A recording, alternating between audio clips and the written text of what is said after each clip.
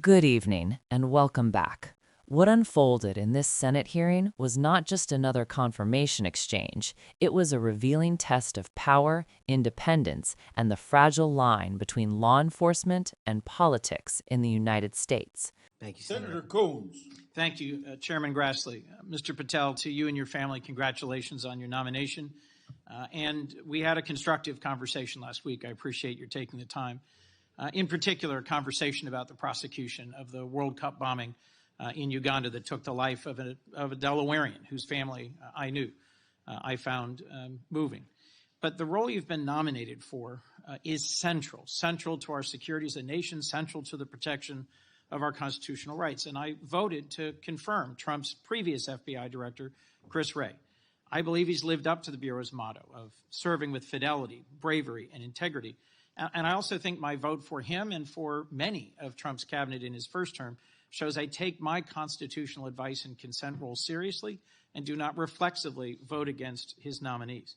I look at three factors when I assess a nominee: qualifications and experience, policy views and whether they're in the best interest of the American people, and character and capacity to do the job independently where called for. My colleagues have referenced quotes from Attorney General Barr, National Security Advisor Bolton. The FBI is enormous, 38,000 agents, $9 billion budget. I am troubled by your lack of senior law enforcement leadership.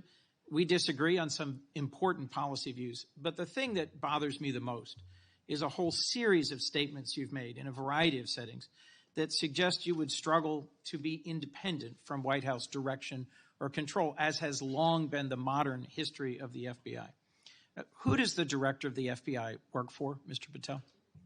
Senator, thank you for that question. The immediate report for the director of the FBI is into the Office of the Deputy Attorney General.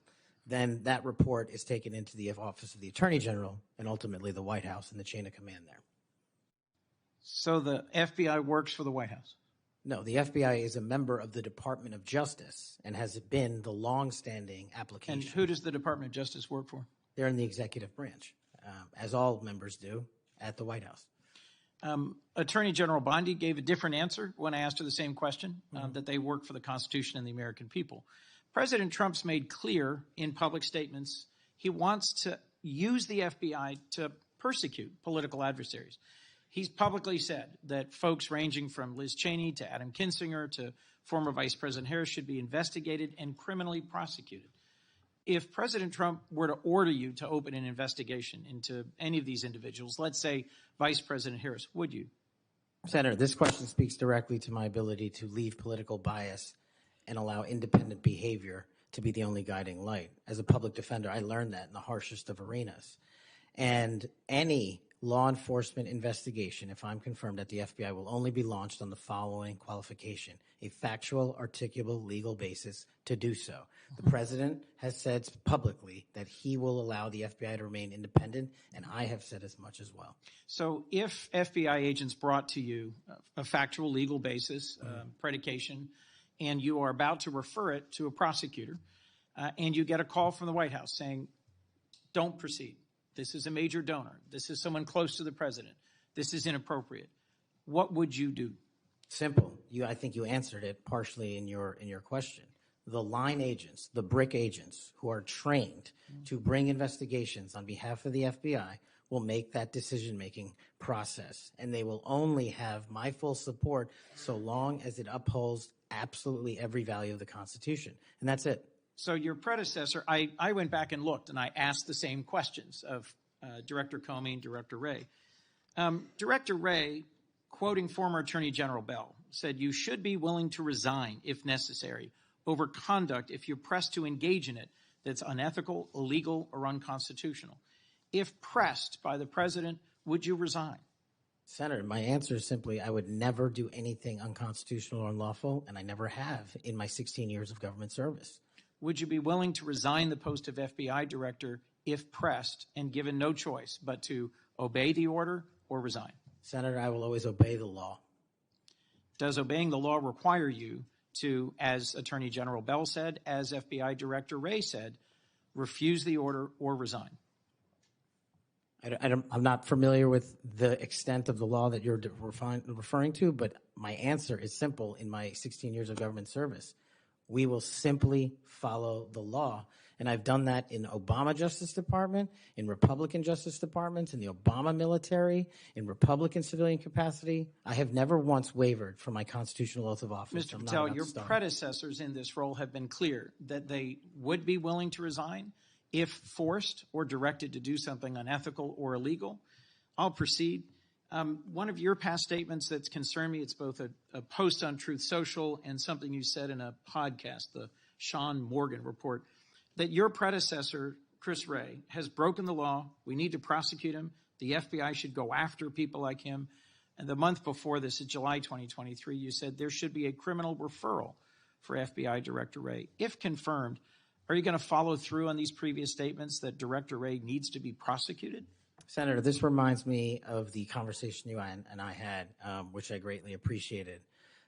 There is enough violent crime in this country and enough national security threats to this country that the FBI is going to be busy going forward preventing 100,000 overdoses, 100,000 rapes, and 17,000 homicides. We agree that prosecuting violent crime should be the principal focus of the FBI. What I'm trying to get to, Mr. Patel, is a whole series of very troubling, to me and many other statements you've made about instead using it to pursue those who might be viewed as political opponents. And as I told you in your office, I have no interest, no desire, and will not, if confirmed, go backwards.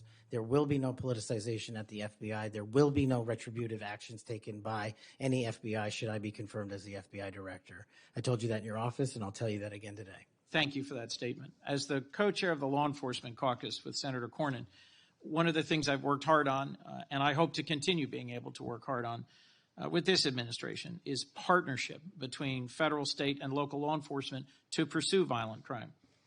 You did say, as my colleague asked, and I look for a longer answer, that you want to close the FBI Bureau's headquarters on day one. How would shutting down the FBI headquarters impact its ability to prosecute violent crime and drug traffickers? How is that possibly a serious proposal, Mr. Thank Patel? you for bringing that up and allowing me to answer. It was to highlight the significantly greater point that I was actually making in that interview, which is well documented over and over again. 38,000 FBI employees, 7,500 FBI employees work in the Washington field office and Hoover building alone. If you increase that aperture just slightly to encompass the National Capital Region, that is 11,000 FBI employees work in the National Capital Region.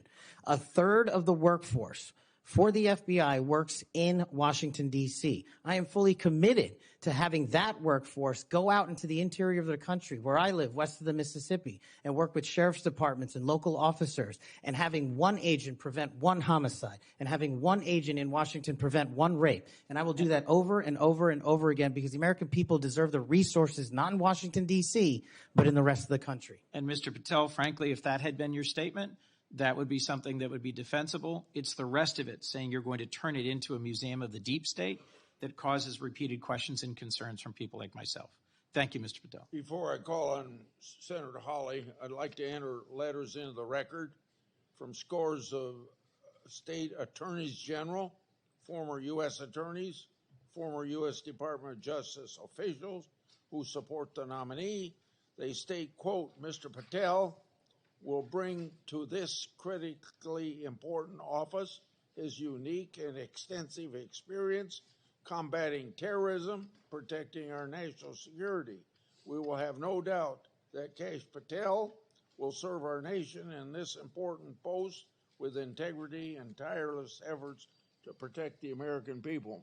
Senator Hawley. Tonight, we are breaking down a tense moment from the Kash Patel FBI Director nomination hearing, a moment that tells us far more than the sound bites alone. If you value clear, independent analysis of what really happens inside Washington, make sure you subscribe to the channel right now so you do not miss our continuing coverage. The exchange began on a respectful note. The senator acknowledged a prior private conversation with Kash Patel, even referencing a deeply personal case involving the World Cup bombing in Uganda that killed a Delawarean the senator knew. That opening mattered. It framed the hearing not as political theater, but as a serious discussion about national security, justice, and trust. But that tone quickly shifted as the senator laid out the stakes. The FBI is not just another agency. It employs roughly 38,000 people and operates on a budget nearing $9 billion. The director's role is central to protecting constitutional rights and safeguarding the nation. That is why, the senator emphasized, he has supported nominees from both parties in the past. His vote, he said, is not automatic. It is conditional. At the heart of his concern were three criteria: qualifications and experience, policy views, and character, especially the capacity to act independently when it matters most. And it was independence that became the fault line of this hearing.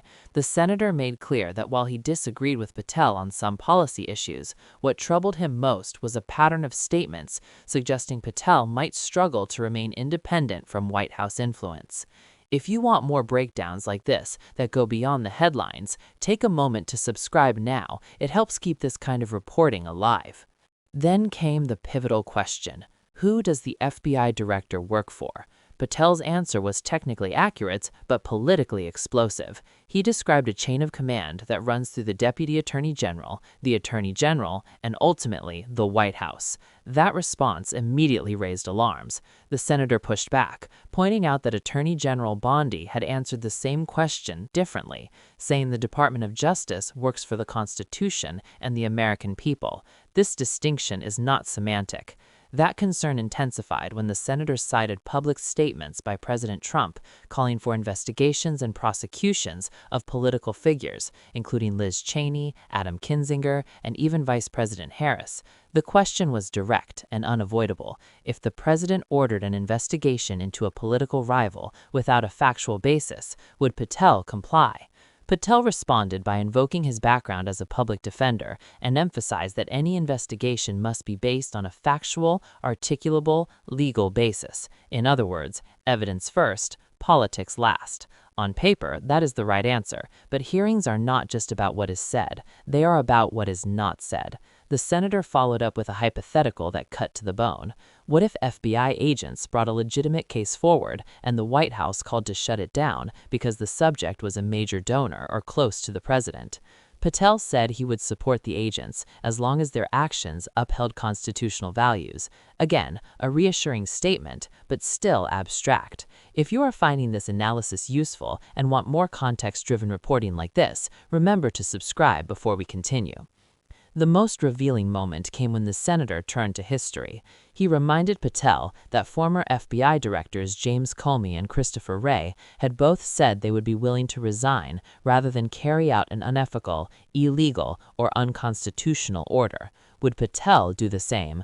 Patel avoided the word resign entirely. He repeated that he would always obey the law and that he had never wavered from his constitutional oath across 16 years of government service under both Democratic and Republican administrations. That answer matters because resignation is not about defiance. It is about accountability. The willingness to resign signals that the officeholder recognizes limits to executive power and personal loyalty. By refusing to say he would resign if forced to choose, Patel left an open question hanging in the room.